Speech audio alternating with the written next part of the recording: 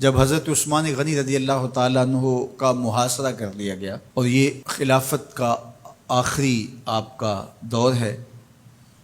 82 سال کی عمر تھی اس وقت آپ کی، اور یہ تاریخ کا دردناک باب ہے کہ حضرت عثمان غنی پر 40 دن تک پانی بند رہا۔ وہ ایک منصوبہ تھا، 3 لوگ 3 مختلف شہروں سے چلے، مصر سے، کوفے سے اور بصرے سے، 1000 آدمی لے کر کے،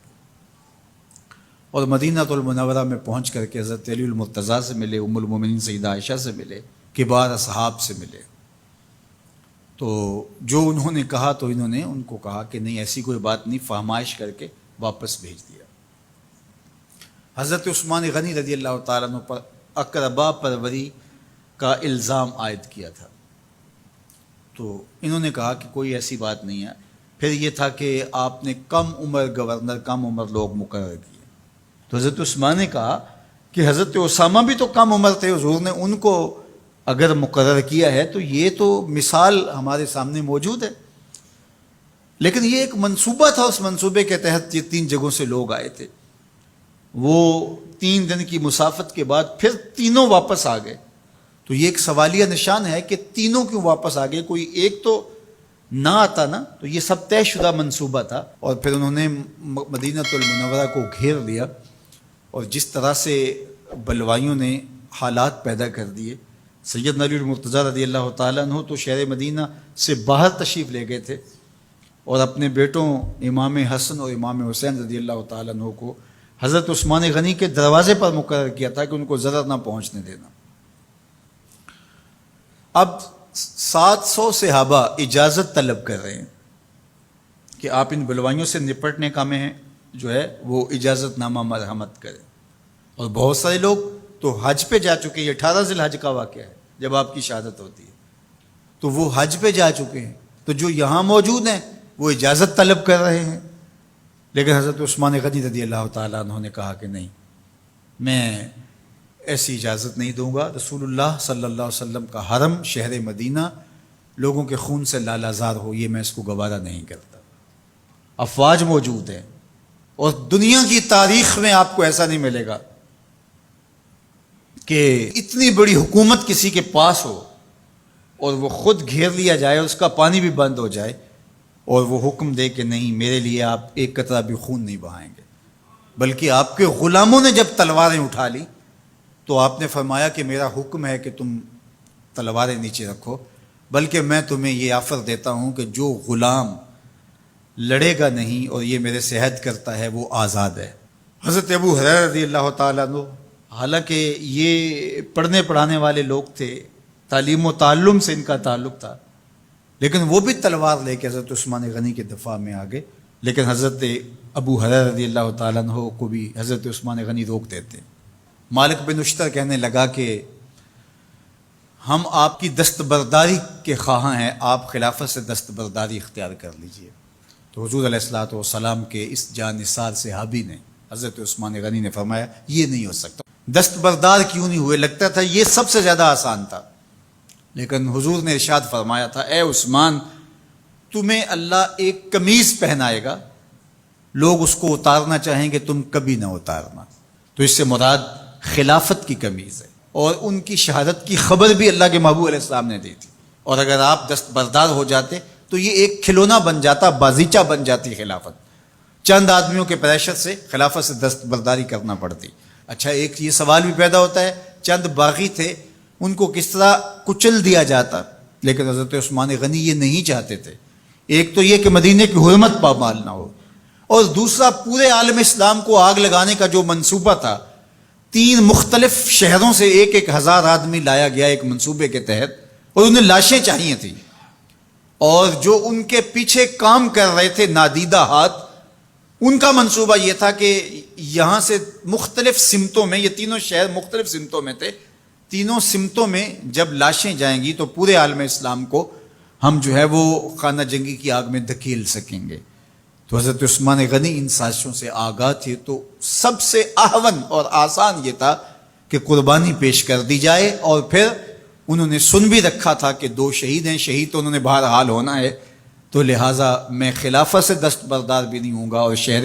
مدینہ کی حرمت بھی پامال نہیں ہونے دوں گا۔ اور تیسری بات یہ ہے کہ میں خود مظلوم شہید کر دیا جاؤں، تو وہ آپ نے یہ گوارا کر لیا۔ تو 18 ذوالحج تھا، جمعے کا ہی دن تھا، اور حضرت عثمان غنی رضی اللہ تعالیٰ عنہ روزے سے تھے، عصر کا وقت تھا، قرآن مجید کی تلاوت کر رہے تھے۔ حضرت امام حسن، امام حسین اور حضرت عبداللہ بن زبیر اور دیگر لوگ آپ کے دروازے پہ پہرا دے رہے تھے، لیکن باغی پچھلے گھر سے دیوار پھلانگ کے آپ کے گھر میں داخل ہوئے اور تلوار سے وار کیا۔ آپ کی زوجہ حضرت نائلہ آگے بڑھی اور ہاتھ سے روکنا چاہا، آپ کی انگلیاں کٹ گئیں۔ پھر دوسرا وار کیا تو حضرت عثمان غنی رضی اللہ تعالیٰ عنہ کا دایاں ہاتھ کٹ کے گر گیا۔ حضرت عثمان غنی رضی اللہ تعالیٰ عنہ نے افسوس کیا اور کہا کہ تم نے وہ ہاتھ کاٹ دیا جس سے میں وحی کی کتابت کیا کرتا تھا۔ پھر اس کے بعد آپ پر 9 وار کیے گئے اور آپ کو شہید کر دیا گیا، اور آپ کا خون قرآن مجید پڑھتے ہوئے اس آیت پہ گرا، فَسَيَكْفِيكَهُمُ اللَّهُ وَهُوَ السَّمِيعُ الْعَلِيمُ۔ تو حضرت عثمان غنی رضی اللہ تعالیٰ عنہ مظلوم شہید کیے گئے، بھوکے اور پیاسے شہید کیے گئے، ظلماً شہید کیے گئے۔ حضرت عبداللہ بن عمر رضی اللہ تعالیٰ عنہ فرماتے ہیں کہ حضور فتنوں کا ذکر کر رہے تھے کہ فتنے ہوں گے، بہت بڑے فتنے ہوں گے، تو ایک شخص نے چادر اوڑھی ہوئی تھی اور وہ مجلس واعظ کے قریب سے گزرا جہاں حضور کچھ ارشاد فرما رہے تھے، تو آقا کریم نے اشارہ کر کے کہا اس دن یہ شخص حق پہ ہوگا۔ عبداللہ بن عمر کہتے ہیں کہ میں اٹھا اور جا کے دیکھا تو وہ حضرت عثمان تھے، تو میں نے حضرت عثمان کے چہرے کو پکڑ کے تھوڑا سا حضور کی جانب کیا اور میں نے کہا حاضہ حضور، یہ اللہ کے محبوب فرمایا ہاں یہی، جب فتنے ہوں گے تو فرمایا یہ حق پہ ہوگا۔ تو حضرت عثمان غنی رضی اللہ تعالیٰ عنہ حق کی راہوں کے مسافر، جنہیں حضور کی زبان سے شہید کہا گیا، اور شہید کسی کا انجام ہوتا ہے،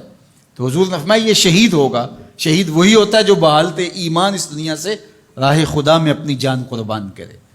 فرمایا فَإِنَّمَا عَلَيْكَ نَبِيٌّ وَصِدِّيقٌ وَشَهِيدَانٌ، اے پہاڑ رک جا، تو جانتا نہیں تیرے اوپر اللہ کا ایک نبی ہے، ایک صدیق ہے اور 2 شہید ہیں۔ تو حضرت عثمان غنی رضی اللہ تعالیٰ عنہ عظمتوں کے مینار، اللہ اکبر۔ تو یہ حضرت عثمان غنی رضی اللہ تعالیٰ عنہ کا یہ کارنامہ تھا کہ آپ نے اپنی جان پیش کر کے امت کو جو ہے وہ فتنوں سے محفوظ کر لیا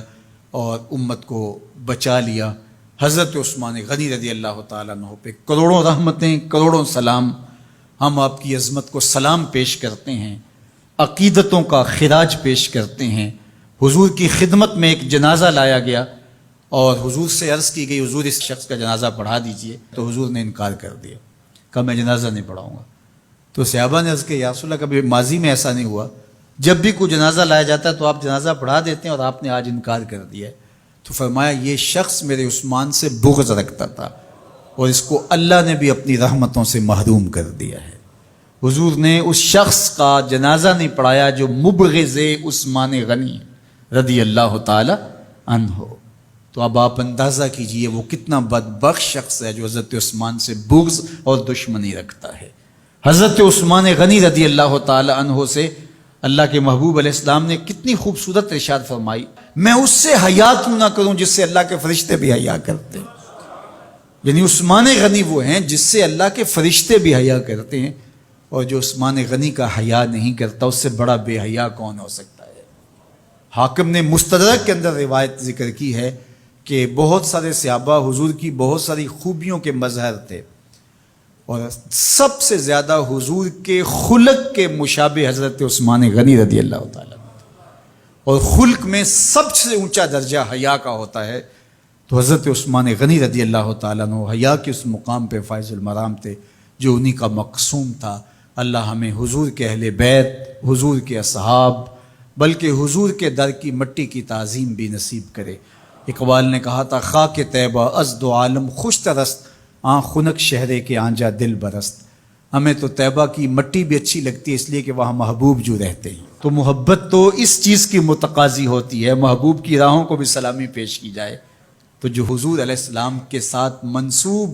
اتنی وقی نسبتیں ہیں ان کا احترام کیوں نہیں کریں گے؟ تو حضرت عثمان غنی تو داماد رسول ہیں، حضرت عثمان غنی تو ذو النورین ہیں، حضرت عثمان غنی تو حضور علیہ الصلوۃ والسلام کے محبوب اور حضور علیہ الصلوۃ والسلام کے پیارے ہیں، ان کو جنت کی بشارت دی گئی ہے، عشرہ مبشرہ میں سے ہیں، 4 جلیل القدر خلفاء میں ان کا نام شامل ہے، اور پھر حضور کی 2 صاحبزادیاں ان کے نکاح میں آقا کریم نے ان کو شہید خود قرار دیا، اور میرے اور آپ کے آقا و مولا نے کہا آج کے بعد کوئی عمل عثمان کو نقصان